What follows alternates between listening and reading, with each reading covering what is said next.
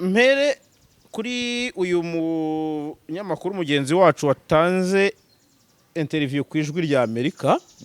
Simeka Mbwarubukeye nundi munyamakuru wahungiye ku muyoboro wa YouTube amenyerewe ko hakorera itangazamakuru no gushinga indi miyoboro ya YouTube akayigurisha abadafite ubumenyi bwo kuyishingira. Yahaye ijwi rya Amerika ubuhamya bushingiye ku mibereho ye mbere yo kugana umuyoboro wa YouTube. Nigeze gukora ku itangazamakuru abantu bakabazi ko Mbwarubukeye zene Simeka ari umunyamakuru umeze neza nsangira ahantu hamwe n'abantu bakora bari abantu bikorera imifuko bitabakarane bivuga ngo naryaga imyumbati nkanywa amata bitarengeje amafaranga 500 aho hantu ntabwo nzabyibagirwa. Bwana Mbwarubukeye nawe avuga ko nyuma yo kugana umuyoboro wa YouTube yatangiye kubona impinduka mu buryo bufatika. Navuye kuri radio na televiziyo kurya ari ikibazo, kugura umwenda ari ikibazo, none ubu ngubu mbona kuza mugenda buhinduka. Nubwo umuyoboro wa YouTube bawufata nk'ahantu heza hatanga ubuhahiro, imbogamizi nazo ntizibura kuko buri wese ubishatse yemere kuhakorera hatitawe ku kuba afite ubumenyi mu itangazamakuru, bigakomeza kugora bakurikira ibyo kuri uyu muyoboro. Ikibazo cya professionalism nizo mbogamizi za mbere kuko leta y'u Rwanda nta nubwo igitegura amahugurwa, nta hantu yabarira aba YouTubers,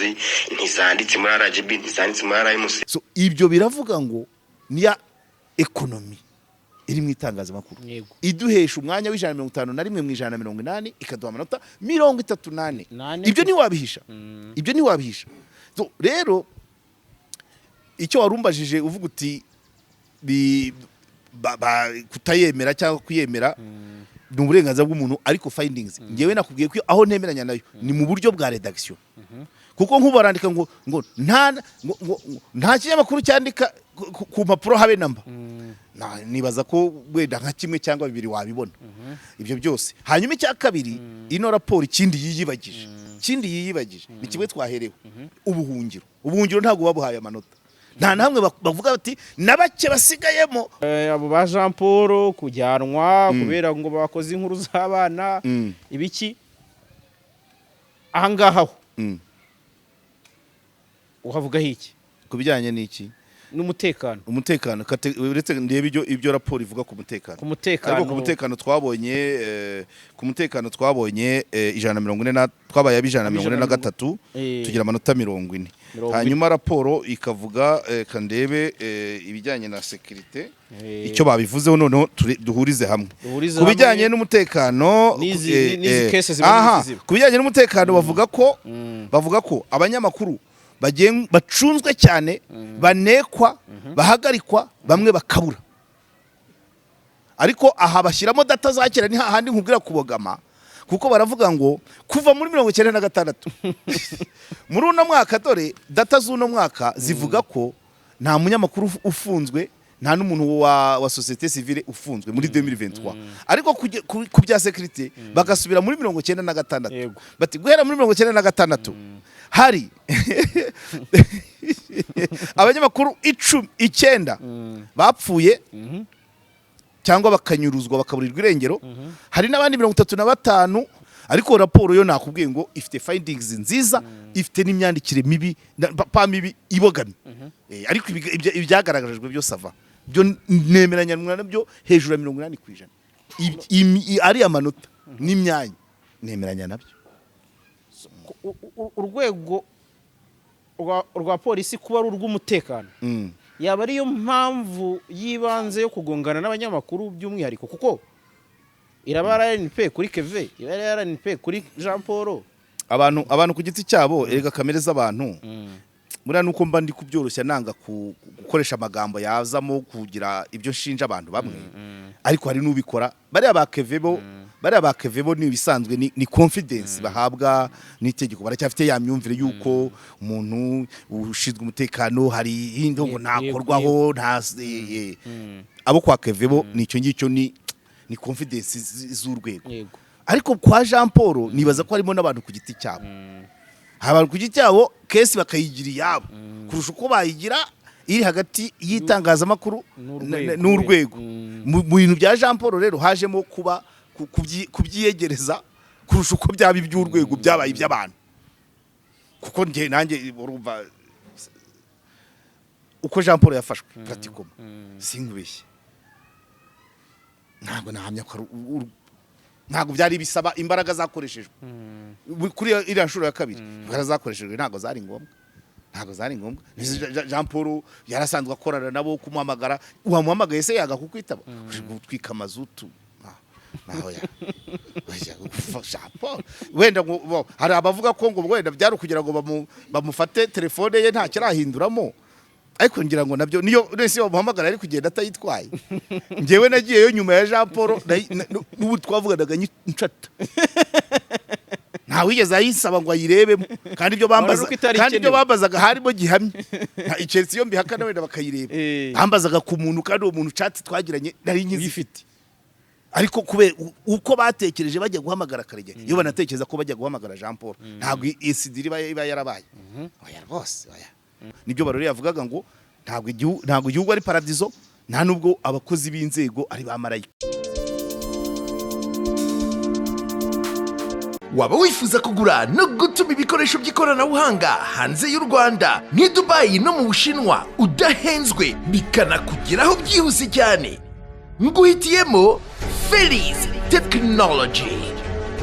Mudasobwa z'ubwoko bwose, amakamera, televiziyo za rutura, telefone zigezweho, iPads, tablets na accessoires zazo n'ibindi byose, igisubizo ni Feliz Technology.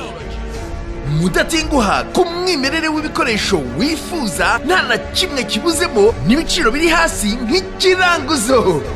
Ku bindi bisobanuro watwandikira cyangwa ukaduhamagara kuri 0785 228 479 cyangwa 0782 073 019. Wanadusura kuri Instagram na Facebook. Feliz Technology, ikaze twinjirane mu isi y'ikoranabuhanga. Turabasuhuje mwe mukurikiye JALAS Official TV, tubahaye ikaze ku makuru n'ibiganiro tubagezaho buri munsi. Turabashimiye mwe mwakoze subscribe, namwe mugiye kuyikora nonaha kugira ngo mwiyongere mu muryango mugari w'abakurikira ibi biganiro byacu. Ni by'agaciro kubera ko bigenda bitumotiva. So rero nongeye kugarura Karegeya Omar kuri kamera zacu kubera ko tugenda tuganira mu buryo bumwe cyangwa ubundi ku ngingo zitandukanye, akaduha ibitekerezo bye akanasesengura bitewe n'ibiba byagiye bisohoka. Karegeya Omar, Naam. Wiriwe neza, salam aleikum. Mukomere cyane, ndabasuhuje n'abadukurikiye cyane nibo mpagaciro cyane kuko nibo batumye nicara hanga. Yego. Umeze neza? Cyane rwose nta kibazo. Cyumweru ngiye kukirangiza neza, ubundi ngewe kwa kane ni umunsi wa nyuma w'akazi. Yego. Ntangira icyumweru ku cyumweru, nkarangiza kwa kane, kwa gatanu no kwa gatandatu mba ndi mutwange kurelaxinga no kuryoshya iyo umuntu afite akantu. Yego. Aya matariki ni meza ariko biterwa n'igihari, ariko ntacyo nta n'amatariki mabi abaho, aragorana abantu bagastragoringa. Ukwezi ni iminsi 30 byanze bikunze, ntago yose yasa. Ndaza kongera kubigarukaho nyuma mu kiganiro hagati, mvuze ku matariki kubera umwuga, kandi icyo kintu ndaza kukigarukaho cyane, kijyanye no kudahemba abakozi mu mwuga w'itangazamakuru. Ni ikintu kinini nshaka ko tuza kuganiraho, cy'umwihariko kijyanye n'itangazamakuru, kubera ko niba twizihiza umunsi mpuzamahanga w'itangazamakuru, ubwigenge, freedom, ubwisanzure, tugomba kureba ngo uwo munsi turawizihiza bya nyabyo koko. Hejuru y'ibyo kandi hari biba bihari, nabonye case ya Keve wanayivuzeho, ntabwo ari yongera ngo tugarukeho cyane, ariko twabihuza. Hari n'ibindi byinshi cyane, ariko mbere yuko ngeraho ngaho nyirizina, Karegeya nyemerera mbanze njye kuri no y'ishuri n'ubundi twaganiriye mu minsi yashize ku kibazo cy'uyu Turahirwa Moses.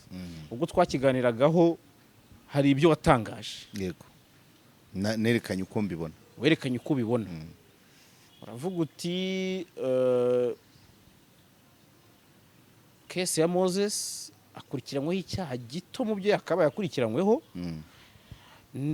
Uravuga uti ibintu byagiye bikurikirana, mbona ko Moses ari kototera gufungwa, guhera ku mashusho kuzamuka kugera arototera gukurikiranwa ku byaha runaka. Yego. Ni kuvuga gufungwa ku bikorwa ibindi. hejuru y'ibyo uranavuga uti RIB yagombaga kumukurikiranaho icyaha nk'icyo yakurikiranyeho data manager umvise amazina ye yanagiye hanze ndumva ari Edouard data manager wa Nyamagabe ntabwo ari babiri n'ubundi ni nk'aho amazina yasohotse uko yakurikiranwe agakatirwa iminsi 30 y'agateganyo kugira ngo icyaha gikorerweho iperereza n'uwo Moses nicyo cyaha nacyo cyakabaye kirimo. Nabonye umuvugizi wa RIB hari icyo yabwiye itangazamakuru ariko sinabura ndabiha amahirwe menshi cyane ko gishamikiye ku cyo wari wavuze nubwo itangazamakuru ryamubajije ariko naryo ryakotinze ibyo ryumvise. Yego. So ntawe rero mu babivuze. Yego. Igisubizo umuvugizi wa RIB yatanze kuri iki kintu cyakunyuze ukivugaho iki? Ntabwo ari kesi yo kunyurwa ni ukukivugaho. Kukivugaho ni ngombwa urumva ibintu byose bigenda biza mu ma episode. Yego. Ari uko Moses yerekanye nabyisi igiteranyo. Mvuga ngo arototera gukurikiranwa nagendaga ku giteranyo cy'ibyo yari amaze iminsi akora ahereye ku mashusho. Noneho mbihuza n'andi mashusho. Hanyuma atangiye gukurikiranwa bavuga bati ku mashusho twasanze atari we wayasirikije. None ndavuga ngo na data manager se wayasirikije. Hanyuma umunyamakuru nawe amaze kumva nabandi ibyo baba bavuga ntago mpamya ko ari ngenyine yaba yarakotinze nta nubwo yigeze avuga aho yabikuye ariko nanalize zisanzwe amakuru ari ku karubanda buri wese ayafite uruhare. Noneho umunyamakuru abimubaza ati akompara za kesi. Noneho anongeraho icyo kuvuga ngo umukobwa wari wicaye kuri data manager ari hehe. Yego. Umuvugizi wa RIB akavideo nakarebye igice narebye introduction gusa niba hari ibindi details zirimo avuga ko kuri Moses yabanje ati data manager we yakoreye ibiteye isoni mu ruhame akaba ari n'uruhame aho ni vi nibyo kabisa. Yego. Ariko iyo hatabone kufotora ruriya ruhame bari kuba ntago twari kubimenya. Voilà. Nibyo byabaye no kuya Moses nawe icyo yavuze nuko ngo nta kigaragaza ko Moses noneho biriya byabereye mu ruhame. Ariko nayo amashusho yasirikiye nayo nukoza soni. Ubwo urumva imvugo itandukanye na mbere wa umunsi yakiraga RIB yerekanaga iri gusubiza umudamu w'inzoba amafaranga yavuze ngo ntabwo twigeze nta gihamya itwereka ko ari amashusho ari Moses wayakwirakwije. Ariko hano nyuma akavuga ati nta gihamya ko Moses biriya yabikoreye mu ruhame. Ati data manager akurikiranwa gukora ibiterasoni mu ruhame. Kandi byose kamera ifite mu ruhare. Kamera ari yafotoye data manager ari yafotoye Moses zose zifite mu ruhare. No kuvuga ngo ikese su gukwirakwiza. Kese no gukora. Yego. Mu ruhame. Kugira ngo bibe clair data manager nuko ni ibiterasoni mu ruhame. Abafotora abakwirakwiza abo are. Yego. Bagiye iruhande. Hanyuma ku kijyanye n'umudamu n'uriya mukobwa wakoraga ibiterasoni na data manager batitwara ngo baramubuze. Yego. Wenda mu kiganiro cyose bishobora kuba birimo ariko kubura umuntu mu Rwanda ngo ndibamuzi ngo na data manager yavuze ko atamuzi ibyo nibyumvikana birumvikana kuko data manager ntago bagufata ujye kuvuga ujye gushaka gukurura nabandi nawe ibyo bakujyana mutabizi ntago yamwerekana ariko biranashoboka ko ataramuzi bahuriye hariya ariko n'ura mukobwa si bwa mbere yaramwereye muri kare kabari ntago na nyira kabari yamuyoberwa urabyumva kandi ntago uburyo bwo uretse gatoya bwa mbere bwo ntago twabihamya nanone. Yego nyine ntago ahamya ko ari ubwa mbere cyangwa bwari ubwa mbere na data manager ari ubwa mbere bahuye ariko si uburyo bwo gushaka umuntu mu Rwanda bukorwa bute. Ahubwo iki mandadare RIB razifite zishaka uwo mukobwa inconnu ibintu nk'ibyo. So kandi ibyo byose muri ari amashusho isura yura mukobwa irimo ubuse yabamaze amezi yose atarava mu rugo. Ngira ngo ahubwo ikintu cyatumye umukobwa atamenyekana nuko atagaragara no mu isura ye. Oya abafotora ntago isura ye yabura. Ariko kuva wavuga uti dore uyu muntu arashakishwa kubera gukora ibiterasoni mu ruhame. Ifoto y'ikabisirikare RIB se n'igisirikiza amafoto y'abantu ketse n'ibifoto barayibuze ariko ntabwo mpamya ko muri kino gihugu washaka umuntu ubwo nacyo ngira ngo hari umuntu twaganiriye nawe mugenzi wacu ni umukobwa witwa Karara aravuga ati niba barafunze data manager n'umukobwa yari gufungwa ariko RIB iri kuvuga ko yamubuze nawe ubwo ni ukuvuga ngo umunyarwanda wamubona kandi ntabwo babivuze icyo RIB yacyemeye ko nawe bamubonye bamukurikirana ariko baravuga ko bamubuze igisigaye no kumenya ngo bakoresha ubuhe buryo bwo kumushaka ese koko baramushaka yarashakishwa ese RIB irahamagarira abantu ko waba muzi wamumenya yamubashyikiriza yaba arya kara aho aherereye ibwo ni ubutumwa kandi ntibyagombye gukorwa ari uko umunyamakuru abibajije hagombye kuba tutabibona kuri social media cyangwa izindi platform za RIB wenda oya n'uburenganzira bafite uko bakora akazi ariko ikiriho nuko bamaze kwemera ko nawe ashakishwa ari uko yabuze ariko kubura mu Rwanda nabyo bisaba izindi gihamya n'uburyo ashakishwa nabyo bisaba izindi gihamya aho rero niho umuntu ubwo naho rugiganiye nibyo nakubwiraga ibiba ni ama episode kandi buri incident igenda igira evolution uko byatangiye uko bivuzwe ama reaction ibyo byose ni ibintu tuba so uwo mukobwa hari abamuzi byanze bikunze ntabwo ari ubwa mbere yinjiye muri karakabari niyo bwaba ari ubwa mbere data manager bashobora kuba ari ubwa mbere yaramubonye kuko byo birashoboka batwawe n'intuza n'amayoga ariko kuvuga ko bamubuze nacyo kiragoye babajije nde bakoze uburyo ese bamanitse amatangazo babajije nyirakabari abakora muri karakabari ese uyu mukobwa muramuzi ibyo nibyo byagobye kuba bigira ariko birashoboka ko byaba byarakozwe ntabwo ari na ngombwa ko byose bijya mu itangazamakuru bafite akazi kabo natwe dufite akacu igisubizo umuvugizi wa RIB yatanze ku mukobwa kivuga ngo umukobwa yarabuze cyerekana ko hari uburyo RIB yabuze uriya mukobwa ko RIB yabuze umukobwa kandi data manager yavuze ko atamuzi kandi anyone iyo wakoranye n'undi muntu icyaha we bakagufata abenshi uramuyishira kuko kumugaragaza ibyo byakugabanyiriza ibihano nyine ariko ubwo twahita tugishingira tukavuga tuti wenda RIB yakoze ibishoboka iramubura birashoboka rwose ni nayo mpamvu umuvugizi wenda yasubije atyo yego rufeti kimushakisha sava okay nacyo nakanyuzemo n'ubundi nagira ngo nkubaze ko nabonye urumva ni ikintu twavuzeho kandi intervention nyine urumva umuvugizi wa RIB aravuga ubwo nyine wumva ko bya byose hari ikiri gukorwa mu rwego rw'amategeko rega niyo position tukabimenya ko uwo mukobwa nyine nawe atagenda ngo abyigambe nabyigambe ukabyumva uzahita uhamagara murangira si byose ubu nuvuga ngo ntagende tete hote areza gatuza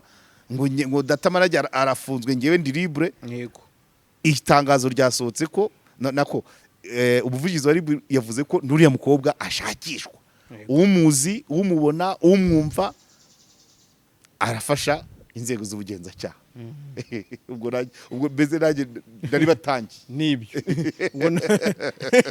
niko bimeze ariko nibura bibaye clear reba igihe gishize tubyibazaho byari byanateje bien sûr kumva ko umuntu yakora ibiterasone akabyikorana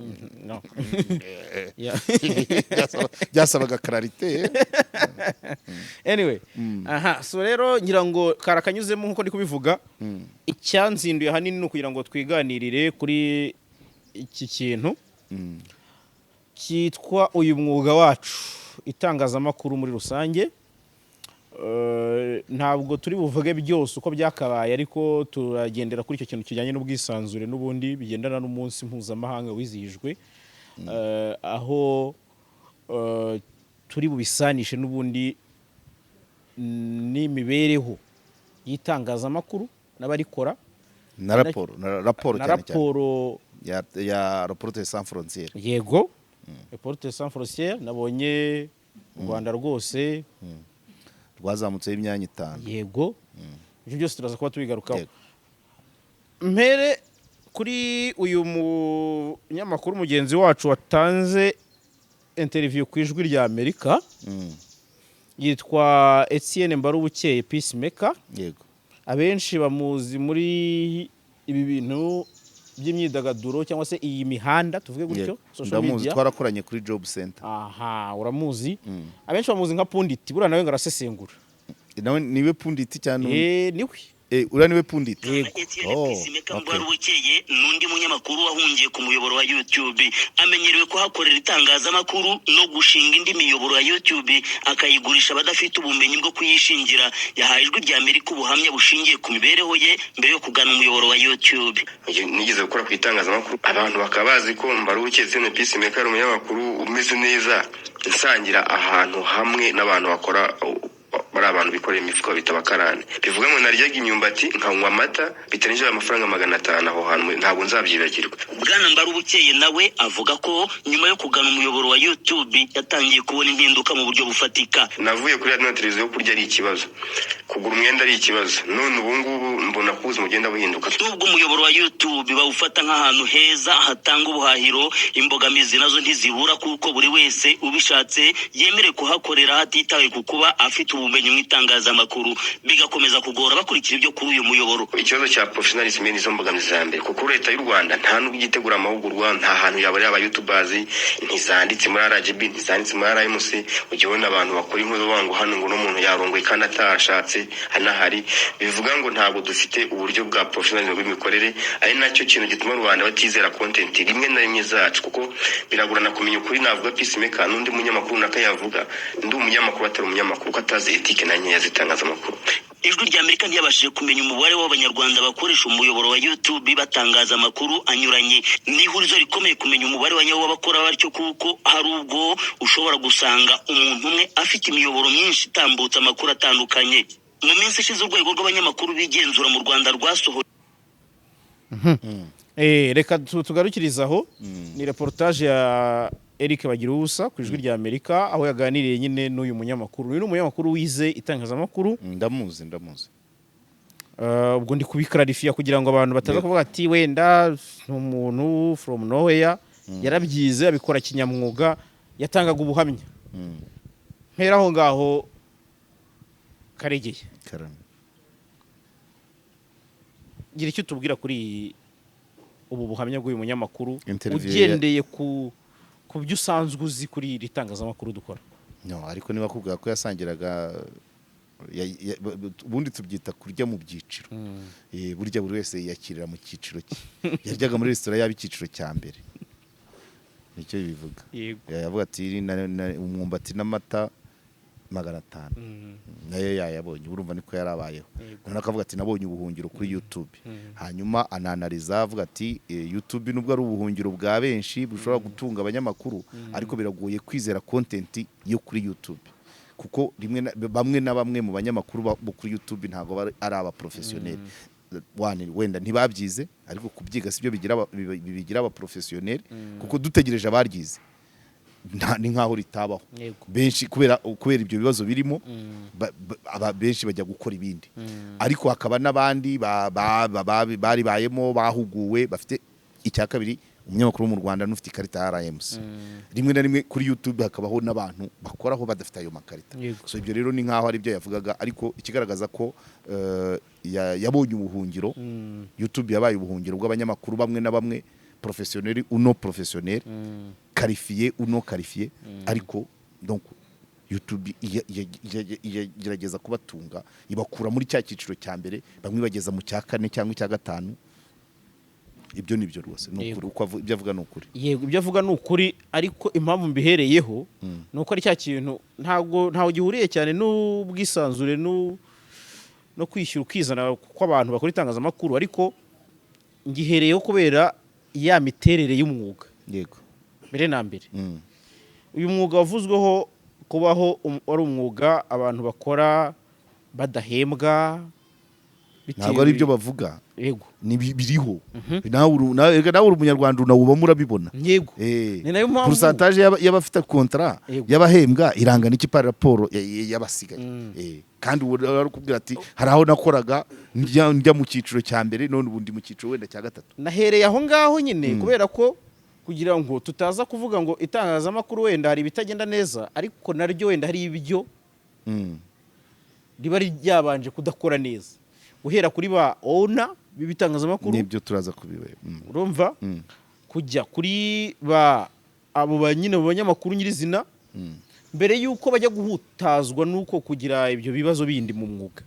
Ese umwuga wabo ngo utuma bisanzura utuma bisanzura nicyo ushaka kuvuga urumva ariko kwisanzura ni ijambo rigari cyane ijambo rigari cyane kwisanzura harimo gukora ibyo uzi harimo gukora ibyo ushoboye harimo gukora ibyo ushaka harimo n'ibyo gukora ibigutunga yego ibyo bidahari ntabwo wambwira kuri isanzura kuko niwisanzura mu kazi utize hari koze uzakora ry'umwuga bigifatwe ukundi icya kabiri niwisanzura mu bukene yego nuwakakubonye none se ibaze nyine niba umuntu agusanze ku ngiga y'umwumbati cyangwa se ukisanzura ukora udukuru tw'igare ryagonganye na moto tw'indaya zarwanye kubera ko udashoboye kujya kuri tere ngo ujye kuvuga ngo wa muyoboro w'amazi bavuze aha n'aha yego dore raporo ya auditeur general ntiyasohotse ejo bundi niba handitse ngo dore akarere runaka aka karere kubatse ibigega rikashyiramo amazi uzabifatira uko bakabivuze mu nteko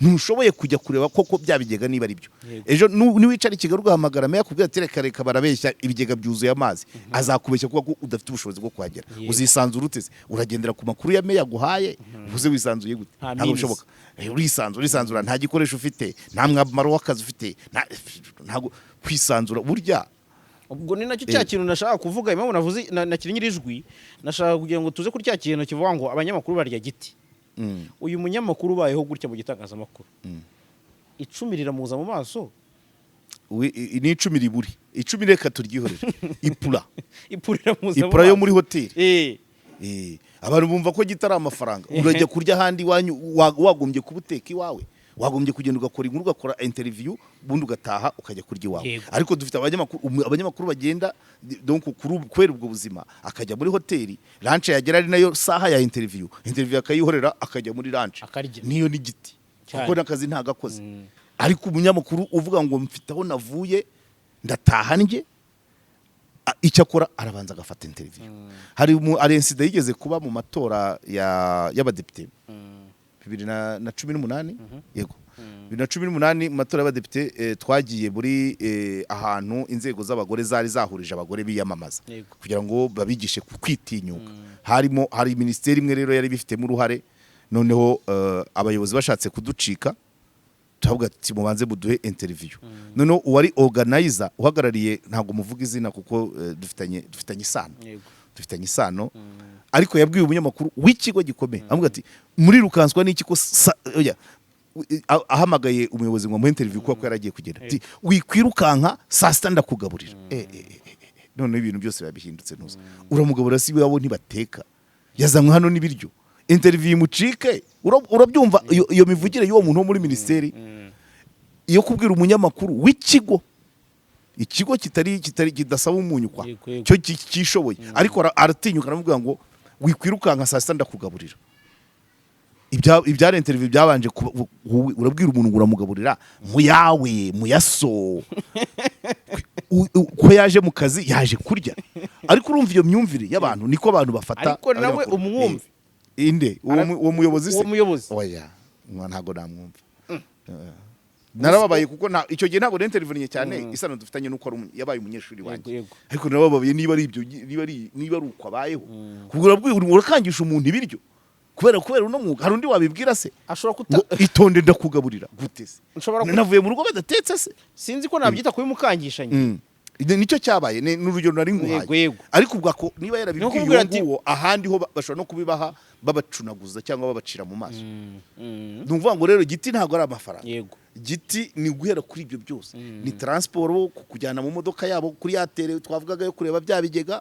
wageraho bakanakubwira ibyo uzandika n'ibyo uzavuga ni ukukuzana mu nama rimwe na rimwe bagakora raporo ntufite capacity zo kujya kuverifiya niba ibyavugiwe muri sale ya hoteli ari ukuri bakakugaburira ukagenda uti ibyo bavuze ndabyemeye no wagombye kujya kuri tere niba utabasha kujya kuri tere ari wowe munyamakuru ari ikigo cyawe mwese nta bwisanzure mwagira kuko barababeshyira muri hoteli mukaripotinga ntabwo se n'ubwisanzure uripotinga ibyo utizeye ntaho bigomba guhera ntabwo ubwisanzure ari ukuvuga ngo insida ya Kevin n'abapolisi aya ntabwo ari hariya ariko kwisanzura urisanzura niki uzi iki ushoboye iki ushaka iki icyo ushaka kuvuga ubushake ni nkuko ari n'abahitamo itangazamakuru wenda byoroshye ubuzima bwabo byoroshye kubona amakuru cyangwa se ritanabajyana mu tubazo agahitamo. Noneho ufite ubushake bwo kubabikora, ufite ubumenyi bwabyo, noneho ukagira ubushobozi bw'umukoresha nawe ubwawe. Ubundi ibyo byose ubyujuje nibwo hagize igipfa twabona ko utisanzuye. Ariko kutisanzura niko wakubura amakuru ugakoresha kuri telefone, umuyobozi akakubeshya ko kutabasha kuhagera. Aha, ubwo kuri icyo kintu rero kijyanye no kwisanzura, aricyo cya kintu n'ubundi nahurizaga na ya kaya giti yaje nyine ikamunga umwuga. Kuko niba dufite ingero z'abagiye kuri radio akavuga ati aya makuru muragezweho na Sina Gerard, tuhita twumva aho ibintu biba byageze. Ari n'umuvisi meya ugeze kuvuga ngo ntago bikura kuyo baneye biciraho, yarabivuze visi meya wa Gasabo. Uyu nguyu uri muri dosiye kwa Dubai Mekoma yabivugiye, yabibwiye abaturage barutunga. Ibyo ntago wabyumvise se?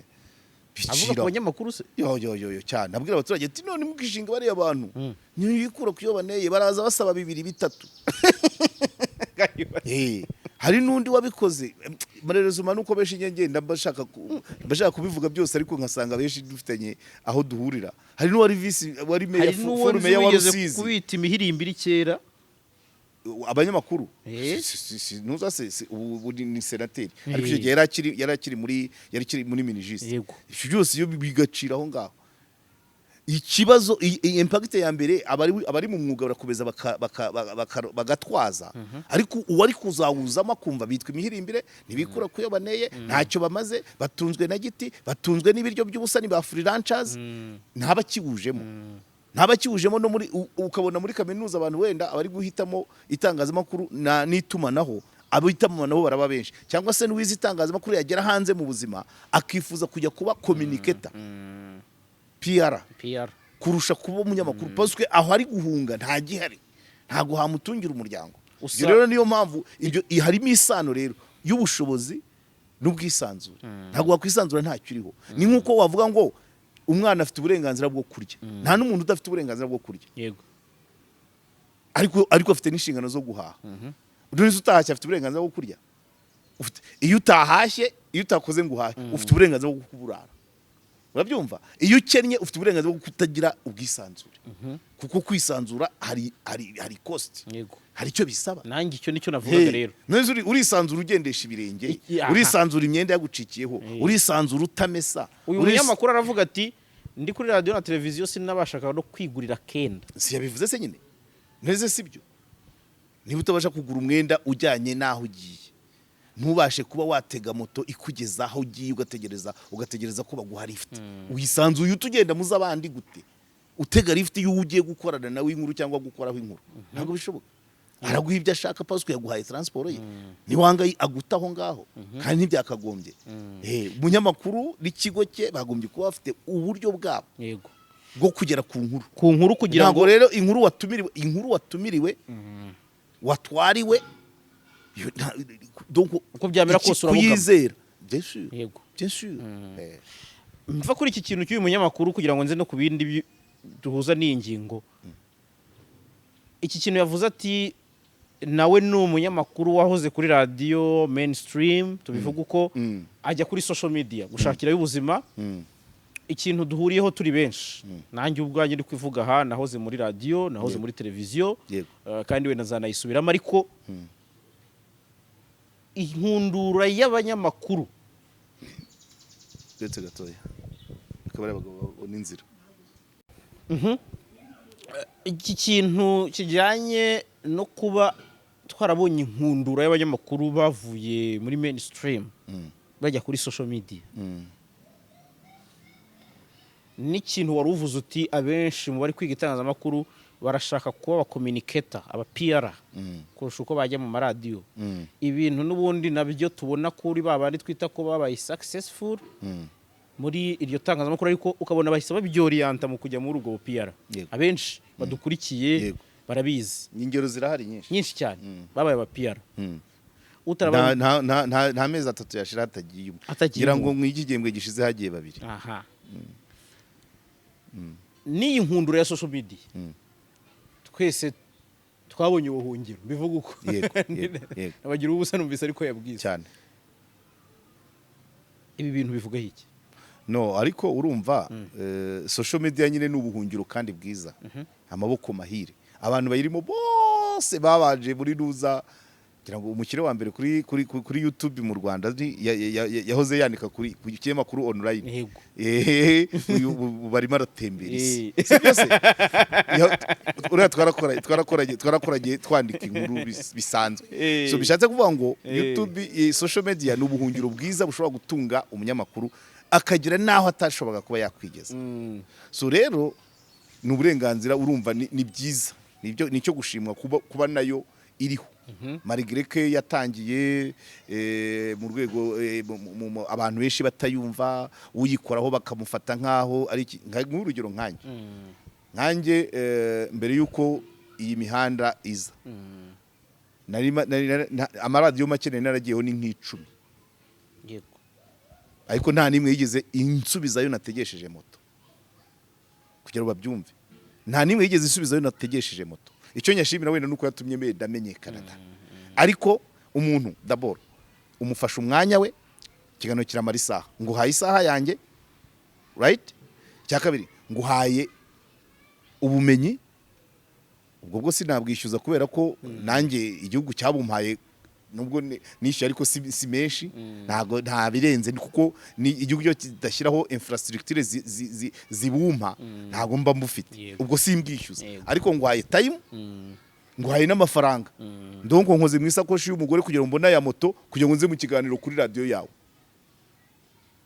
nikirangira nongere ntahe mu mafaranga y'umugore kuko ngewe ibyo nkora bitari kunyinjiriza urabyumva aho rero bitandukanye kuko muri kino gihe nta muntu wa YouTube aguhamagara gutyo gusa nta nubwo umwitaba inimero urayisiba nta muntu ujya kuri YouTube ku buntu urabyumva kandi nawe ntago wayampa utayakuyemo ku buryo bigera ahantu ntabwo wongewe kuko sindashinga channel yanjye ndacyagenda bukeya ariko mpamya neza ko benshi bari kuri YouTube bashobora kuba bahembwa nk'inshuro 3 zayo bahembwaga handi kandi noneho itariki ikaba yayindi contract irahari donc regularité amafaranga ukayabona kuri konte yawe bitandukanye n'ahandi wicara wibutsa ukahereza utumessage chief editor harya bazatwibuka ryari Sipiriyane bimeze bite nkaho atari droit ukabigicibwa muri groupe ngo urishyuza yego so social media cyane cyane YouTube byaje rero ari nko kuziba icyuho byaje ari kuziba icyuho cy'ibyo bibazo byari bihari none za zindi za mainstream ngewe nita nka classique ubwo izishoboye zikaguma zitaguza ariko nta nubwo binavuga mu kanya twavuganye na Barore Cleophas umuyobozi wa RMC avuga ko kuba abanyamakuru badahembwa ntago bivuga ko itangazamakuru rihomba ahubwo ba nyiri bitangazamakuru biyitaho kurusha kwita ku bakozi kuko ibikorwa byabo bibona imodoka nziza inzu nziza ubuzima bwe kwigutembera ibiruhuko Zanzibar Dubai hehe Burayi ariko ugasanga abakozi abarimo nk'ibirarane by'amezi 2 cyangwa 3 ntabwo rihomba Barore yabitubwiye ati ntabwo bivuga ko rihomba rirunguka ahubwo share gusharinga ibivamo ufite nyiri nkota akikunda aho kugira ngo asagurire babandi batuma ya content iboneka ufite nicyo gicyo social media rero yaje rwose yarafashije cyane aho ku buryo budatekerezwa so kuri wowe social media ni success kuri media yego nabwo bwisanzure rega kuko urumva buse nindi uri kunyeditinga harumbwira ngo vuga ibi cyangwa ureka ibi haru busohoke mu cyumba ngo aza kubitisha ngo ibyo bintu uvugiye ngo kuri mikoro zanjye n'ubwisanzure burimo bigatanga na variete y'ibitangarizwa muri ibyo media yakagombye kubitangaza hari ibyo utatangaza muri mainstream ukabitangaza kuri YouTube kandi ariko byose bigahurira hehe kuri wa muturage kuri community urabyumva nibwo bwa bwisanzure rero marerezoma raporo ya Reporters sans frontières igezweho yasohotse ejo ntabwo icyo kintu yakirebye yarebye inguni voilà yatake none turebe raporo rero tunayijyaho nyirizina ni raporo n'ubundi itanavugwaho rumwe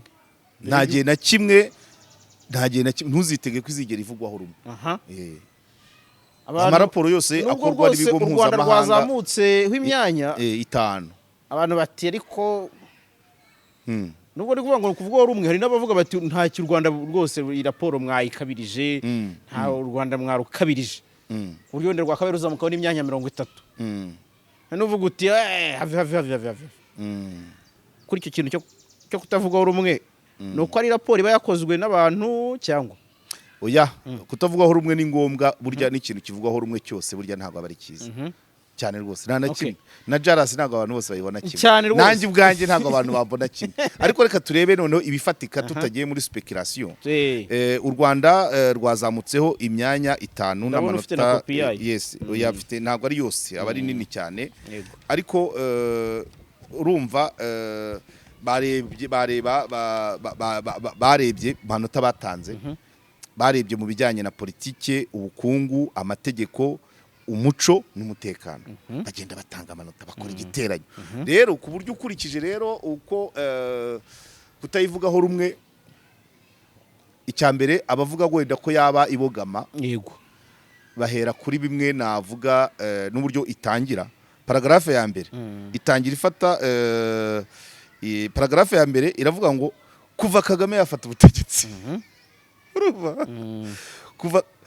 kuva Kagame yafata ubutegetsi akihisha mu cyitwa jenoside yakorewe abatutsi icyitwa ntabwo avuga ko ari jenoside nibura nyayo kuva icyo gihe kuko ko hari ibitangazamakuru byigisha urwango yahise abigira urwitwazo ngo aniga itangazamakuru control iyo ni niyo statement ku muntu ukora raporo iri netre pratiquement ntabwo ariyo kuko muri nuza muri ariko cya kintu cyo kubogamana kubwiye yego nyine urabona ati nubwo u Rwanda baruzamuye mu myanya ariko umuntu yatangiye gutyo umuperezida bibaho rwose hari abakoresha rangaje ngo leta ya Kigali leta ya Kagame leta ya FPR byose birashoboka ariko uri gukora raporo ku Rwanda introduction uyikoze ku muntu ku muperezida igihugu ishyaka avamo amashyaka bafatanya byose urabiretse urebye umuntu urumva rero gutangira gutyo ukora raporo d'abord uhise ukurura abantu ukurura doute kuko iyo uvuga uti utangiye uti kuva u Rwanda kuva ubutegetsi bwo mu Rwanda bwahinduka yego utangiye utyo abantu barasoma udahere kuvuga kuva Kagame yafata ubutegetsi cyangwa se kuvuga uti kuva FPR inkotanyi yafata ubutegetsi ibintu bimeze bitya na gutya nibura aho nibura uvuza ishyaka ariko iyo watatse umuntu abasomyi bamwe bahita barekera so iyo introduction hanyuma rero paragraph umurongo wa kabiri kuri iyo introduction ukavuga ko ngo hari umunyamakuru kugira ngo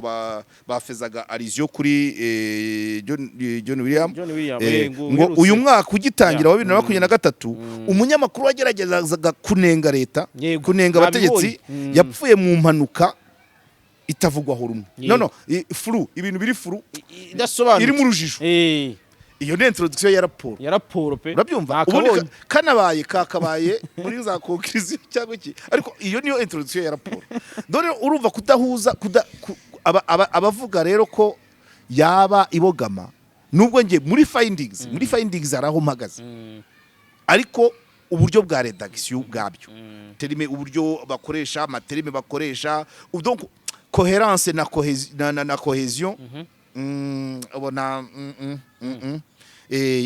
yandikanya amaranga mutima ari contre aha nanjye nibyo urenge kuvuga harimo ikintu n'ubundi cyo kurwanya yego nyine muri raporo justement iyo ufashe ibyo ugiye kuvuga ku gihugu ukabyitirira umuntu d'office wababogana none se ko biyita ko ari batagira aho babagamira batagengwa n'imipaka ntaho biba ariko rushinga bigwi yabivuze kuri flash mu gitondo rapport de Sans Frontières oya rushinga bigwi bakibaje atari ko bitwa Sans Frontières ko batagira imipaka bakafite imipaka ariko ati ibyo ni nko kumbaza ngo ngoroni yaba yigenga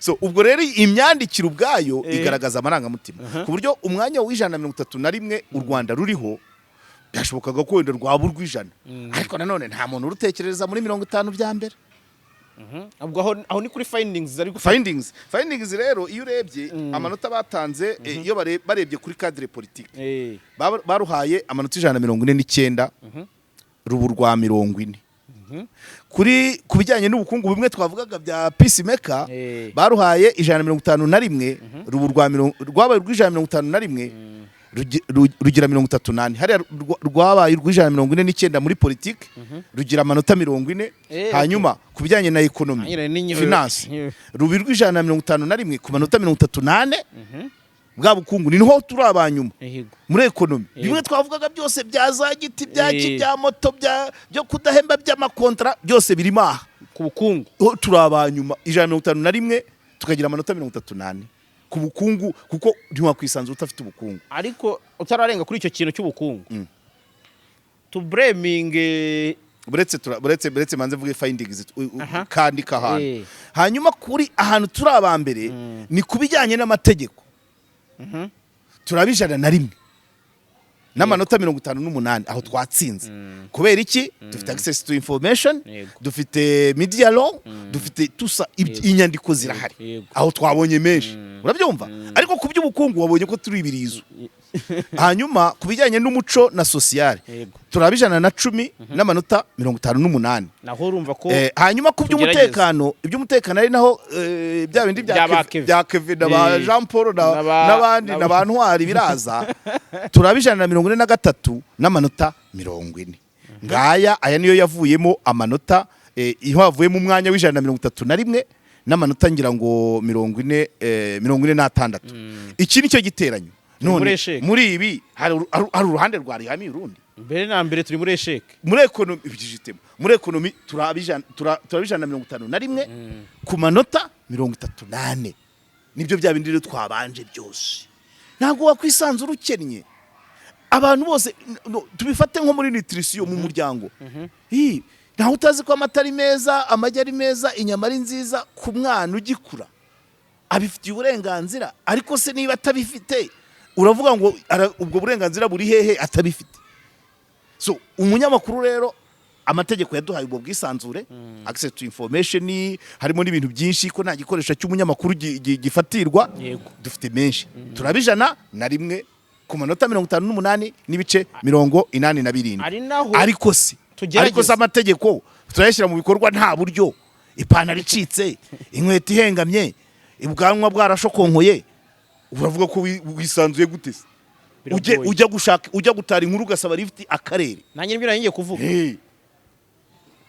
ntabwo byashoboka nyine uragenda mu modoka y'akarere rero findings za raporo kaguheranshi findings za raporo ujya gukora inkuru yes akarere findings za raporo kavuge findings za raporo nizo pe uko zikurikiranye twenda n'aba 80 twababa ariko munsi ya 50 ntibishoboka nkaya ngaya twabonye uyu mwanya w'151 kuri economy yitangazamakuru urumva haraho baturyamiye koko kandi twabihereyeho ngewe nigeze njya ntanga ingero nyinshi hari paragraphe bageramo akavuga ngo bituma mu Rwanda inkuru za investigation zidakorwa kugira ngo reka mbyifashishe kugira ngo hataza kugira ubintwerera dore paysage médiatique bakavuga ngo kubera ko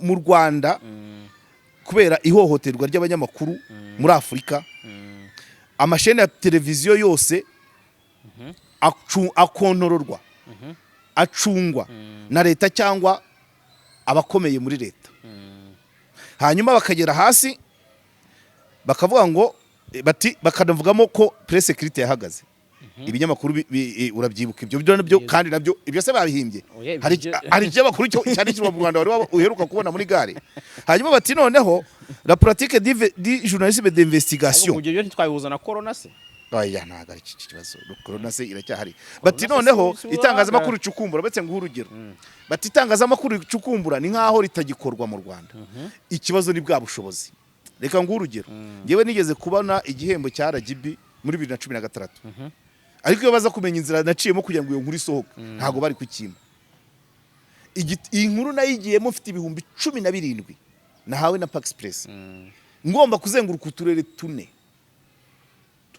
tune noneho na hano mu mujyi nkagira ibyo njya kureba mu biro bimwe na bimwe 17000 ndagenda noneho suruse ya mbere aho nagombaga kuvana amakuru basanga nje nk'umucunguzi bahita bampa imodoka ntabwo nari kuyanga bampa imodoka yo kuzenguruka twa turere tundi dusigaye icyatumye impamvu mbivuze n'ubushize narabivuze muri ya nama twari twagiranye na Transparency bampaye imodoka ingeza ahandi hose ntari kugera muri 17 kuko nagezeyo ari nkaho ngiye kubakemurira ikibazo nubwo ntangira inkuru atari cyo nari ngiyeyo ngiye kureba uburyo barya amafaranga ngezeyo nsanga none ngezeyo nsanga ahubwo bararenganye baborokewe amakonti baba imodoka tigenda uzenguruka urebe hose ibikorwa byacu byarapfuye nkozi inkuru ikibazo kirakemuka konti zirafungurwa zimaze gufungurwa icyakurikiyeho urumva icyambere bampaye imodoka iyo haragiye byiza kumenya ko nakoze inkuru ngenda mu modoka ya suruse hanyuma maze nyuma yaho nta n'ikindi icyakurikiyeho bakora event bakantumira nk'umunyamakuru nahagera imbere y'abandi banyamakuru bose bati uyu ni umufatanyabikorwa wacu noneho abandi banyamakuru bakari bati se twaje ubwo urumva niba ari na transport bagennye yewe bakamikubye kabiri mu bandi banyamakuru ntangira kugaragara nkaho ntazanywe no gukora reportage no nyuma yaho hazanimo n'ibindi ngenda mbekarita kuko naje kumenya ko n'ubundi amanyanga muri icyo kigo agihari kandi nteganya kuzasubiraho gukora yindi nkuru ngenda nivanaho ya identite yo kuba umufatanyabikorwa wabo amakado yabo ngenda nyakwepa nuko so ibyo biravuga ngo niya economy iri mu itangazamakuru iduhesha umwanya w'151 mu 180 ikaduha amanota 38 ibyo ni wabihisha so rero icyo warumbajije uvuga uti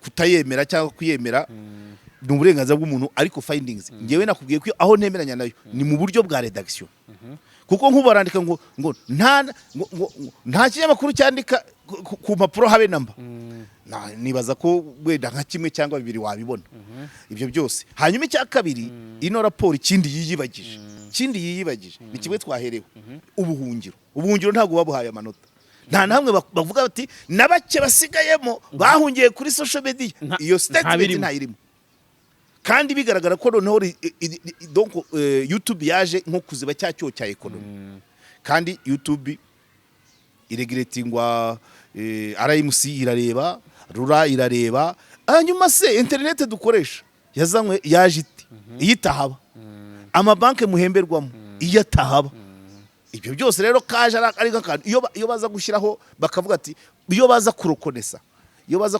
abaraporoteri iyo baza kurokonesa ibikorwa remezo yabafavorije ibi bafite aho bahungira ntabwo ari ukuvuga ngo ntegetswe kuba kuri no radio nta handi nahungira ubuhungiro uwateganyije ubuhungiro batanze amanota y'ubwo buhungiro twakwigira imbere nk'indi myanya vene twaba nka110 ariko ntacyo ibyo nibabikose kandi na byose YouTube nabisobanuye inzira y'ubwisanzure n'inzira yo kuba itangazamakuru ryatunganye raryo urikora icyo rero ntacyo barebye hari ikindi kintu wavuzeho kiri muri iyo raporo aho kuri findings kijyanye aricyo cya kintu twasanzemo babanyamakuru ba Keve iyi raporo yakozwe ibya Keve bitaraba ntabwo ndi kubivuga nyine nk'ingero abo ba Jean Paul kujyanwa kubera ngo bakoze inkuru z'abana ibiki ahangaho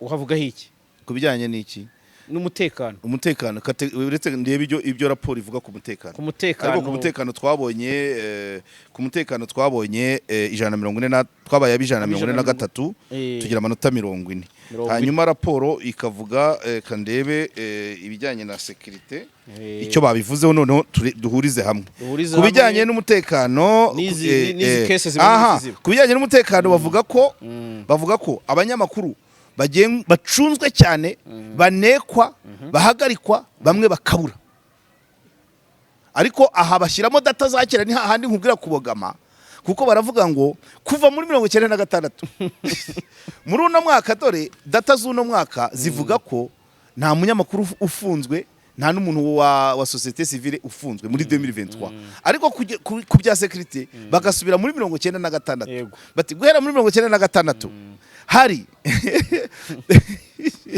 abanyamakuru 9 bapfuye cyangwa bakanyuruzwa bakaburirwa irengero hari n'abandi 35 bahunze igihugu bamwe bajya hanze urumva bavuga ko ngo bari barimo bashakishwa bashyiramo ni Pegasus ni ikintu kimwe cyo kumviriza amatelefone cyangwa Pegasus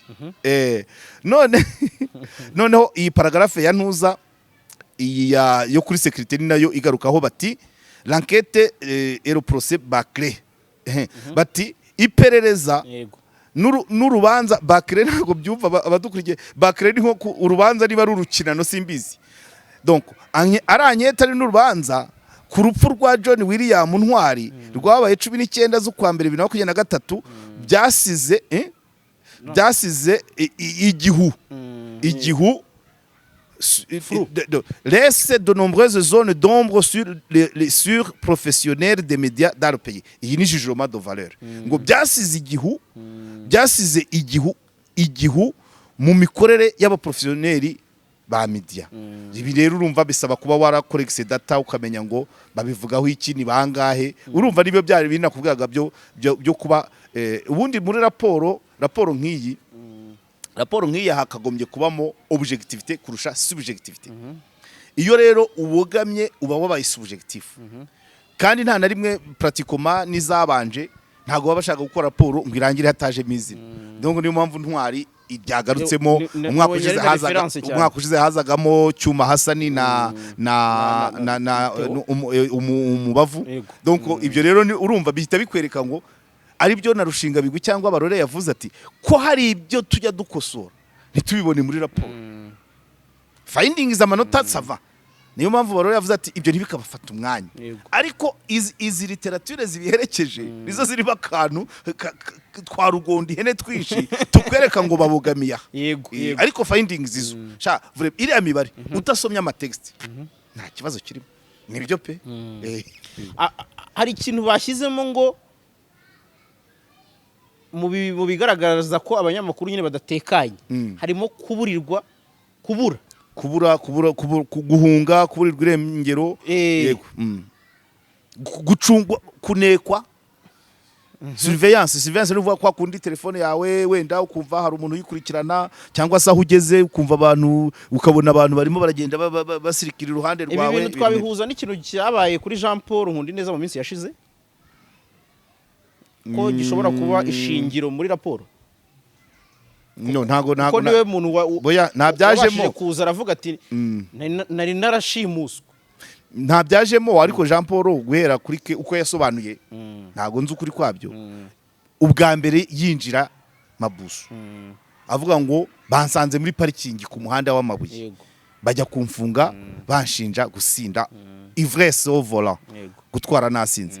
Imodoka yari iparitse ntiyakaga kandi ni ku muhanda w'amabuye tutamenyereye ko haba hari abo ngabo. Aho niho bitangirira, aho niho bigirira n'isano, ariko muri raporo ntago bigeze babikomozaho. Kandi Jean Paul nawe kubwiye ko yasomborokejwe nuko kujyanwa afatwa ko arenganye,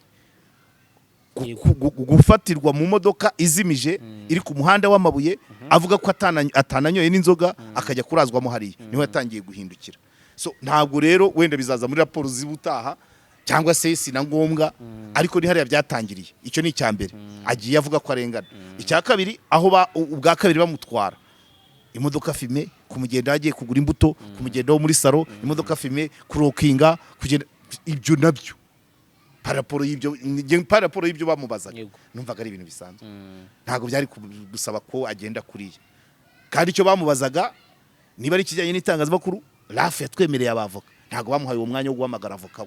Babyumva ibyo rero urumva ahubwo wenda nuko turi kubivugira hano tubivuga mu Kinyarwanda, nizere ko wenda bo batabizi, abakora raporo batabizi, naho undi yutababishyiramo kuko byo kameme. Ubwo nari nyibajije kubera ko ni yabaye tubona BBC, intervention ya BBC, intervention ya VOA, ibitangazamakuru mpuzamahanga, kuvuga ku munyamakuru akinjira icyo kintu n'ubundi bagize nka reference cyane Ntwari William, akazaho ya case yabiha ibindi.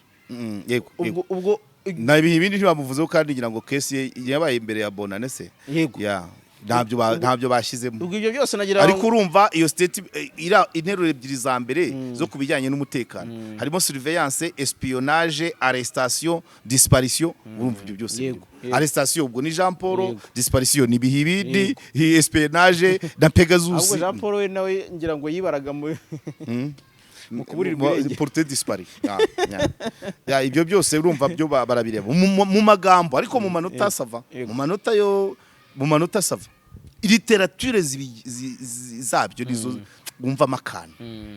Okay, so kuri iyi raporo rero wowe nk'umusesenguzi, kuko ibi twavugaga ni ibiri muri raporo, uyivugaho iki ugendeye ku byo hari ibyo barore nk'umuyobozi ukuriye urwego rw'abanyamakuru bigenzura yatangaje,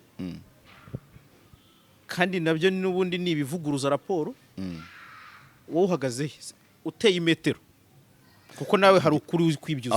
aho mpagaze nakubwiye ngo barore ni mukuru wanjye buriya yambanjije mu mwuga n'imyaka arayindusha, turanaziranye. Iyo yateye n'intambwe abapasiteri, atera n'indi tumutorera kutuyobora. So nuvuga ngo barore umurebye muri rangaje ze ibyo bintu byose biba birimo. Umubonamo RMC, ukamubonamo umupastori, ukamubonamo siniya, umuntu ukoze uyu mwuga agiye hafi kuzuza imyaka 30 rwose. Hari aho avuga ati ntabwo u Rwanda ari paradiso, na kesi ya nuza twayimubajijeho ya Keve. Avuga ati ntabwo u Rwanda ari paradiso kandi n'abantu ntabwo ari abamarayika. Avuga ati urwego RMC na polisi tubanye neza. Nanjye kandi ndabyemera. Nuko badaheruka kudutumira, ubundi bajyaga dutumira tukagera tukaganira twegeranye nk'abareshya, ariko tutareshya, ariko na nyuma rwose bakanatwakira ukabona harimo ubusabane. Wabisanzeho. So ibyaba byarabaye kuri Keve n'abari abapolisi, urwego bariho nuko byagenze nuko byakemutse, ntawe bihuriye na RMC na RNP, Rwanda National Police. Abantu ku giti cyabo, ari uko Keve yaba yagiye muri iriya nkuru, ari uko abapolisi baba nabo bamwakiriye, biriya bibarwa nk'ibibazo by'abantu ku giti cyabo. Yes, nicyo navuga. Ariko raporo yo nakubwiye ngo ifite findings nziza, ifite n'imyandikire mibi pa mibi ibogamye. Ariko ibyagaragajwe byo sava, byo nemeranya nabyo hejuru ya 80%. Ari amanota n'imyanya nemeranya nabyo. Urwego rwa polisi kuba ari urw'umutekano yaba ariyo mpamvu yibanze yo kugongana n'abanyamakuru by'umwihariko, kuko iraba RNP kuri Keve, iraba RNP kuri Jean Paul. Abantu ku giti cyabo, erega kamere z'abantu muriya nuko mba ndi kubyoroshya nanga gukoresha amagambo yazamo kugira ibyo nshinja abantu bamwe, ariko hari n'ubikora. Bariya ba Keve bo ni bisanzwe ni confidence bahabwa n'itegeko, baracyafite ya myumvire yuko umuntu ushinzwe umutekano hari indongo nakorwaho abo kwa Keve bo nicyo ngicyo ni confidence z'urwego. Ariko kwa Jean Paul nibaza ko harimo n'abantu ku giti cyabo, abantu ku giti cyabo kesi bakayigira iyabo kurusha uko bayigira iri hagati y'itangazamakuru n'urwego. Mu bintu bya Jean Paul rero hajemo kuba kubyiyegereza kurusha uko byaba iby'urwego byabaye iby'abantu, kuko nanjye urumva uko Jean Paul yafashwe pratikoma singubeshye, ntabwo nahamya ko ntabwo byari bisaba imbaraga zakoreshejwe kuri iriya nshuro ya kabiri. Imbaraga zakoreshejwe ntabwo zari ngombwa. Jean Paul yarasanzwe akorana nabo, kumuhamagara uwamuhamagaye se yaga kukwitaba, gutwika amazutu naho ya Jean Paul. Wenda hari abavuga ko ngo wenda byari kugira ngo bamufate telefone ye nta kirahinduramo, ariko ngira ngo nabyo niyo nese bamuhamagara ari kugenda atayitwaye. Ngewe nagiyeyo nyuma ya Jean Paul n'ubu twavuganaga ncata, nta wigeze ayisaba ngo ayirebemo, kandi ibyo bambazaga harimo gihamye. Icyeretse iyo mbihakana wenda bakayireba, bambazaga ku muntu kandi uwo muntu chat twagiranye nari nyifite. Ariko kubera uko batekereje bajya guhamagara Karegeya, iyo banatekereza ko bajya guhamagara Jean Paul, ntabwo isidiri iba yarabaye. Oya rwose, oya aya hari igihe abantu nyine nicyo kikwereka ngo abantu babyegerejwe babigize ibyabo kurusha uko ari ibya community nicyo bijya bizamo rero izo ni kamere z'abantu nibyo barore yavugaga ngo ntabwo igihugu ari paradizo nta nubwo abakozi b'inzego ari ba marayika umuntu ashobora kuba yagwa mu mutego uyu n'uyu wenda ujyanye niba ari raporo ku kabari runaka gafite urusaku ugasanga umuntu yabyegereje umutima ariko wenda ejo numuhamagara wenda ku munyagataro uri gukubitwa ubone yabigize ibya community abantu nuko nyine natwe turi abanyamakuru ni nako tutagaragara mu nkuru ubundi se kucyo ubajije kuri iki ko ari ibyo utajya umbazaho uko guhitamo yego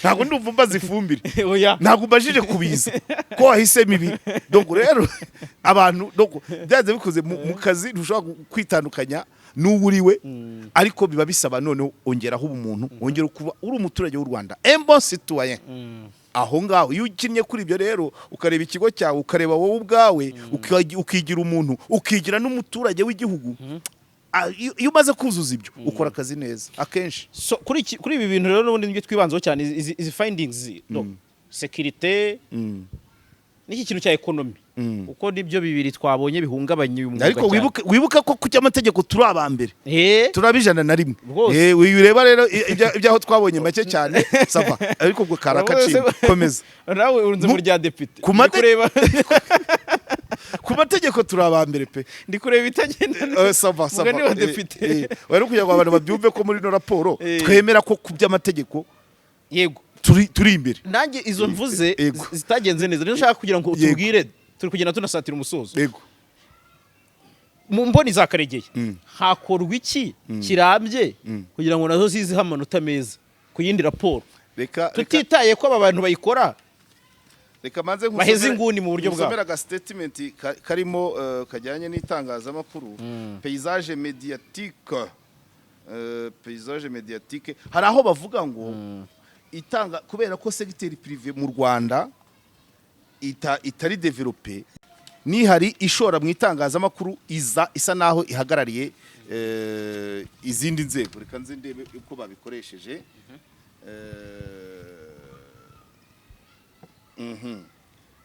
reka nzindebe bavuga ngo muri économie niho batangira bavuga ngo l'absence d'un secteur privé fort et indépendant donc mu Rwanda ni kuvuga ngo mu Rwanda nta secteur privé hari ifite imbaraga cyangwa se yigenga ku ishyaka riri ku butegetsi urumva donc bituma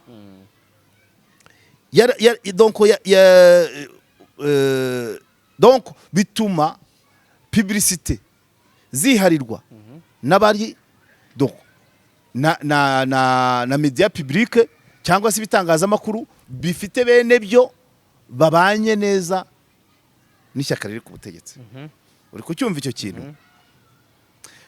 hanyuma rero kuvuga ngo icyakorwa mbere yo kuvuga icyakorwa ku kantu uvuze reka ngire nka komantaho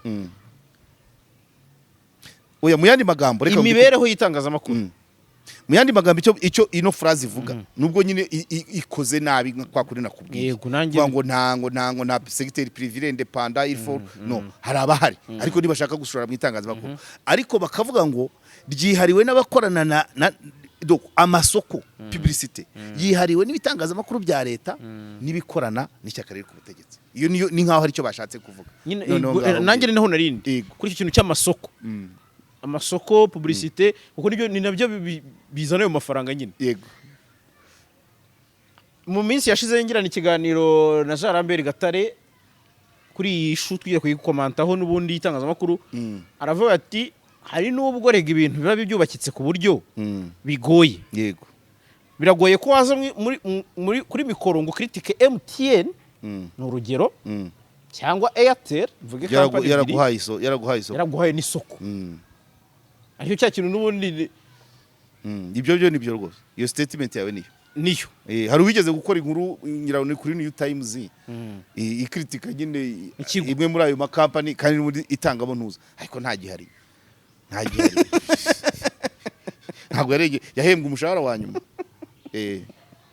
niko bimeze ubwo icyo Justement. yabuze ofete biragoye kubisobanura biragoye iyi statement nubwo ikoze mu rurimi bayanditsemo irimo kubogama ariko irimo ukuri irimo ukuri kuko iyo bavuze ngo nta secteur privé fort et indépendant du pouvoir ibyo nibyo abari donc abikora ku giti cyabo bafite imbaraga nyinshi nabakorana kuko naba partenaire kandi ni nabyo ubundi iyo ufite amafaranga menshi iyo warenze miliyoni 100 wagumye kuba partenaire wa leta cyangwa ishyaka riri ku butegetsi no automatique iyi ntago wabikritika ubwo si igihugu cyaba ari cye kikwemera kuba uzunguza miliyari ku mihanda arewe amazu gutese ntago bishoboka iyi statement ni vrai urabyumva ni vrai RL niko bimeze hanyuma rero secteur privé abyo waruvuza ayo makampani ya telecommunication siyo yitwa ngo nayo ni privé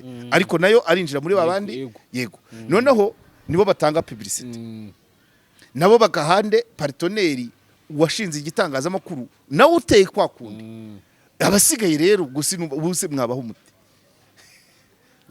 niko bimeze rero yego niko bimeze izi nzego twarebyemo tukabona ko turi inyuma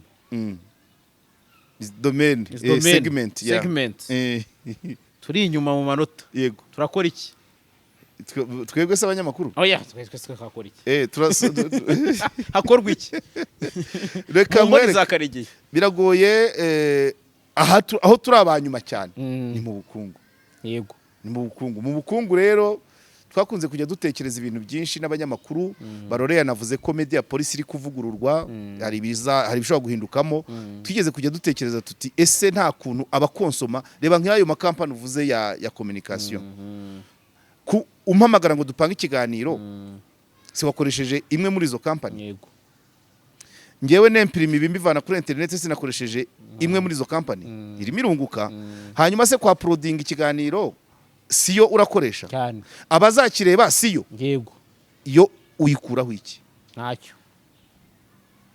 ntacyo rwose wabyumvise menya nta n'ikintu internet providers nta bashobora kuba batarekonesa ko ari cyo tubamariye kamwe hanyuma ko kuri radio tubyukira mu biganiro bisi kugira ngo umuntu wo muri kwasteri runaka bagende bumva amakuru yaramutse bagenda bumva ngewe na mugenzi wanjye bagatuninga kuri FM kuri BNB kuri BNB bumva ngewe mu mbundo y'ukuri yewe mwumva mu gitondo bakava hano bakagera inyamagabe bakiri kunyumva kuri yo kwasteri BNB kuraho iki cyahe kandi twabafashije kuryohereza abagenzi babo. So ibyo nibyo dukunda kuvuga rero ngo abakonsomateri ba content yo mu itangazamakuru bagire gake iradio iwawe mu iduka runaka ku munsi hagurwa amaradiyo 100 kugira ngo umuntu ajye yirwa akagendana ku gutwi abana bakaturubingo bari bafite uturadiyo bari kumva amakuru niba batari kuri flash bari kuri BNB n'izindi ku isango ibintu nk'ibyo wowe ucuruza amaradiyo isango ikuryaho iki cyahe voilà ibyo rero wenda nabarora abyumve muri ya media policy cyangwa se niyo bitaca muri media policy nabo tubwira barumva hakagombye kubaho ngo niki cyagarukira the content creator or dispatcher dizo uwo muntu wegeranya data birasaba ngo tube twagira umuntu duhagarariye mu Bugarama tugira umuntu duhagarariye ku murindi wa Nasho biraza kuba byiza cyangwa biraza kugira ingaruka nziza kuri wa muntu uri kuri mikoro cyangwa nibyo nkubwira wanditse inkuru ya nyuma mu gihe nyiri gitangazamakuru nababyumva nibyo nkubwira ariko bagira ibitangazamakuru barabyumva ndashaka kumenya ngo niba ikitangazamakuru kigomba kohereza umunyamakuru muri buri ntara akazajya gukavaringa Kanjongo akakavaringa Cyamudongo akakavaringa Bugarama babyumva akagaruka za Nyamasheke mu ntara akagera za Nyabirasi igitangazamakuru kimufatanshirije ariko baba consumers ba content yakoze akaza bigatunganywa arishyura iminara arishyura izo za recorder za kamera byose yamuhaye arakura iki ku mukonsomateur. Aho rero niho hakagombye kuvuga ngo bisaba ni urwego ruhambaye rwo kubidesida. Les consommateurs des infos bakagira icyo bakontribuwa mu kugira ngo ayo makuru aboneke. En principe nibyo. Aho ni nibyo kuri byakabaye bigira. Yes. Ni kuri ka economy. Ko nuko nihereye aho turabanyuma. Nahereye aho turabanyuma. Aha kabiri ni muri security kuko dufite 40.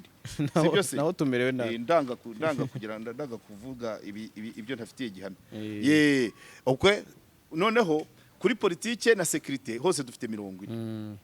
Niho dukurikira nizo zikurikira ibya economy. Aho dufite menshi ni muza amategeko atugenga n'umuco socio culturel. Aho dufite hejuru ya 58 so nuvuga ngo economy dufite 38. Ubwo niba ikintu cy'umuco kimeze neza ubwo rero libiri mu kazi n'izindi nzego. Bwiki reka ndebe icyo bashatse kuvuga ariko bishobora kuba wenda abanyarwanda bafite umuco nyine wo gukonsoma ibyavuye mu itangazamakuru. Ndanga ko ejo hazagira ndavuga itangazamakuru nyizina naryo kugira umuco. Oya ni contexte économique socio-culturel nta kintu nabonyemo gifatika ariko baragira bati le spectre du génocide hante encore des mémoires collectives et sujets qui lui sont liés doivent être traités. Nubwo barongera bakagaruramo wa musaza. Okay, reka nyirangize kugira ngo nyisobanure. Donc le spectre du génocide hante encore la mémoire collective et les sujets qui lui sont liés doivent être traités en accord avec la vision du régime de Paul Kagame. Ariko se donc nimbogamizi z'umuco baravuga bati ntabwo byumva baravuga bati rero bati kubera ko jenoside yakorewe abatutsi ikiri mu mitwe ya benshi abantu bakiyibuka ati inkuru ziyivugaho zisaba kwitonderwa ukabanza ukareba icyo ubutegetsi bwa Kagame bubivugaho. Icyo nicyo bavuze ku bijyanye noneho liberté d'expression sorite a droit de série appel de culture silence. Akavuga ati rero ibyo rero bigatuma uburenganzira bwo gutanga ibitekerezo bubura batinya. Donc hashize imyaka igera kuri 30 burimo ubwoba burimo guceceka urumva politiki yaceceka hanyuma bigatuma akazi k'abanyamakuru kaba compliqué. Randa le travail des journalistes compliqué. Ati gukorera muri yo environnement biragoye. So nubwo twabonyeho mirongo ingahe urumva ko naho bitoroshye. Toujours la rédaction. Nuko urumva rero mu byakorwa. So ntago rero nta byari bubirimo ni question yo kumva ibintu. Ariko ikibabaje nuko naba bakora raporo batumva uburemere bwa jenoside yakorewe abatutsi, batumva uburyo UN yabyemeye, batumva uburyo amahanga byemera, batumva uburyo n'ibihugu byose byoneho byinshi by'amahanga bitangiye no gucira imanza abayikekwaho, batumva uburyo dufite ntago sije ivuga kuri jenoside isaba kwitonda ngo ubanze urebe ibyo regime yemera. Oya reba aba bantu bakora raporo wagira ngo ntago bazi ko jenoside yakorewe abatutsi ari icyaha kibasiye inyoko umuntu cyemerwa n'isi yose kugeza aho tugezaho ibihugu by'amahanga bigomba bifite mu nshingano gukurikirana abayikekwaho bikababuranisha bikabahana cyangwa bikabohereza mu Rwanda. Ntago wagira ngo birengagije ko uyu mwanzuro wafashwe. Tuhora muri izo manza mu Faransa, muri Swede, mu Bubiligi. Icya kabiri bakibagiza ko u Rwanda rwatoye itegeko rihana ingengabitekerezo ya jenoside na kuyipfobya kuyihakana ibintu nk'ibyo. Ibyo byose birahari. Ntago rero kwitondera inkuru ivuga kuri jenoside ntago ari ugutinya ukubari kuvuga ngo gutinya ubutegetsi bwa Kagame n'ugutinya amategeko yashyizeho kuko amategeko yamaze kwemezwa. Urabyumva rero kuba wayigendamo kandi zirakorwa ariko ugomba kuyigendamo nyine ugenda muri ya mahame n'amategeko ari ay'umwuga ari nagenga igihugu. Nta inkuru kuri jenoside zirakorwa nabyo n'ugukabya nese imanza ari izarusha ari izibera iburayi tujya kuzikavaringa hanyuma se mu cyunamo tuba twicaye nta biganiro. Urabyumva ariko ukamenya uko bitwara nanone ukamenya uko bitwara. Okay, aho ngaho ni ku ruhande rwabo ni nuko kuntu wenda babyumva ariko hari ibyo birengagiza kandi bafite ubushobozi bwo kubimenya. Ariko se leta yirizina iyo izi critique kugira ngo ziyigereho yo ntabyiba yirengagije cya kintu cy'ubukungu cyo leta ifitemo uruhare ariko ibindi byo nta ku bukungu byo leta ivuze ibishatse hariya twabonye 38 leta ibishatse kira cyakemuka mu mwaka umwe ariko ibindi hakaba mezire zidasanzwe kuri bagira ibitangazamakuru bya bindi navugaga nyine byo kuba rukonsomateri agira uruhare mu kugira ngo amakuru aboneke ibyo ni leta yatanga umurongo rwose ejo cyangwa igakomora amapublicity aho kugira ngo yose yiharirwe n'ikigo kimwe gisanzwe kibona na budget bakavuga ati no umupira mushyire mu kibuga ushoboye abikore icyo cyane icyo ariko ibindi ubona ko ari n'ibintu n'abantu ku giti cyabo cyangwa inzego RMC yicaranye n'abanyamakuru cyangwa se ari byakozwe kuko hari n'ibivugwa bigoretse hari n'ibivugwa bigoretse ariko noneho reka wenda tugana ku musozo kuri iki cya socio-culture ubonye ibyo bakrititse bati sije zo kuri jenoside nyine zisaba kwitondera ariko ntago bivuga ko zitakorwa kwitondera rero ntago bivuga ko ari ugutinya navuga kuri izi findings n'ubundi ariko nanone abantu benshi bagiye bagira ibibazo baba bashaka kugarura amateka ukabona bisa naho byabagusha mu ipfobya gutekereza double genocide kwicara ukavuga uti no aha hari hatuye abantu bagana gutya none hari abana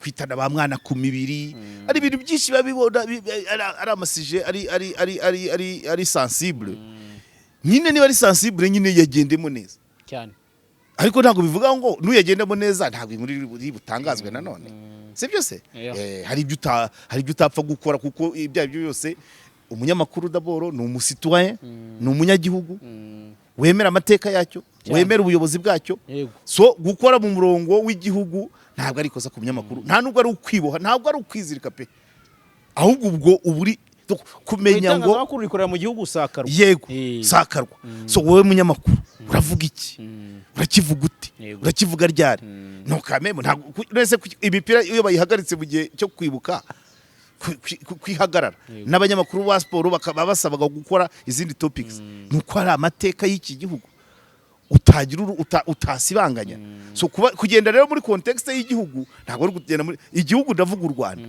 ntabwo ari kugenda muri context y'umuntu president runaka cyangwa se ishyaka runaka biratandukanye igihugu iyo gihisemo umurongo nawe uri umunyarwanda sibyo se kandi uri umuturage w'icyo gihugu urakoresha internet cyazanye urakoresha iyi nyubako cyemeye ko yubakwa urakoresha iyi mihanda ugomba kugenda muri uwo murongo cyane ntabwo wakwitandukanya rero n'igihugu nguvuge sinzi icyo nta nicyo byakora uveze ntiwabaho kuko niyo wavuga ngo inzu ndayiyishyurira Landlord yayubatse se mu kirere ntabwo byashoboka so rero ntabwo wamuganiza raporo wabarura ati raporo niziga dufata umwanya ziba zitumye dukangura ubwenge ariko nanone uzishinze wahinduka umuturage mubi ntabwo ari byo wakwigumura wasa n'uwigometse nyine kandi ugasakirana n'amategeko ahari ntabwo ari ukuvuga ngo ni umuntu ku giti cye wavuga ntabwo yaza avuga ngo ndagufashe mu izina rya kanaka oya itegeko runaka wariciye iruhande ngwino ubibazwe ndagushimiye rero reka tugire aho duhinira twavuze byinshi cyane ariko koko ni umwuga wacu ntabwo tuba tugomba gushimaho tugomba kuvugisha ukuri oya ibi biba bitureba niyo mpamvu nyine ibura n'ibitekerezo biba byabaye byinshi nakomeje mbivugaho uri kunga mu rya depite nawe yavuze ko itangazamakuru ryagiye mu mboni zo gukora byacitse ntabwo nakunga muri rye rwose oya ibyo byo nitandukanyije n'ibyo uvuze ntabwo nakunga mu bye oya ntabwo wemereye oya afite misiyo ye nanjye mfite yanjye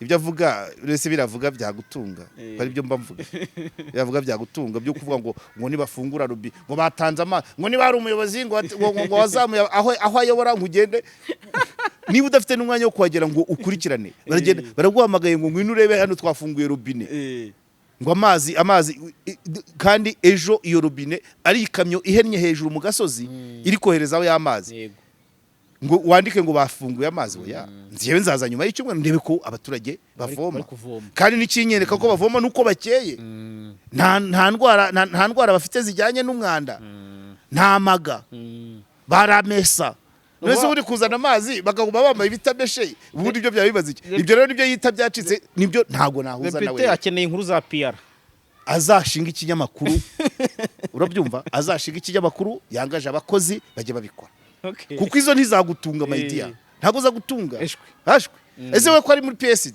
ko ari muri PSD ko atangiye ariko sha niko uzamumbariza we ko cyagiye muri PSD we ko cyagiye ariko ntago yumva ko abanyamakuru n'umunyamakuru ahitamo re wese si umuntu si majeri we ko atagiye muri cyaka rikomeye ngo ajye gusingiza ibyo byose manifeste ya PSD ntabwo isa ni ya FPR kandi yahisemo PSD duri none se arewe yaragenda gushimira asante sana